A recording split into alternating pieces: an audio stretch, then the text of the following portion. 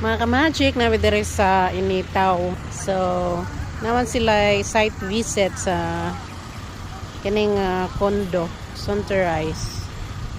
Na siya mga ka-magic oh. Diri sa Initaw. Yan sila mga ka-magic. Kananas ko yan. Akong BFF kanang naka-orange. Yan. So, inana na sila. There good ang mga business-minded mga ka-magic. So, look at that. Ano siya mga ka-magic. That's Sunrise Condominium. So, kanya ko mga newly found friends and BFF, that lady in orange, si Lingling Rida, sin elementary BFF ko na. Gusto lang ginayang katabian, kaparte katabian, sa bagay saya ang pagka real estate agent.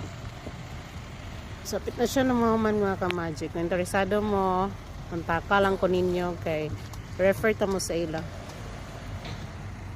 Kani sila Cebu, connected na sila sa Cebu Real Estate sa tunga company diba? Apila ka ko sa ila no, kay mga future millionaires man ni sila daw. Kay bawat lakaw, kada lakaw dapat di mag-usik-usik, dapat man dako og kwarta, dili mag-usik og kwarta. Sinana ang orientation sa mga business minded mga ka-magic. Kita ani nga orientation is pag nay kwarta gastohon, di kita madato. Pero kung gusto ta madato, mag-business ta. Diba mga ka-magic? Ito sana na dagat na siya sa likod. Look. Na siya iyahang inakaluag. See? Bye mga ka-magic.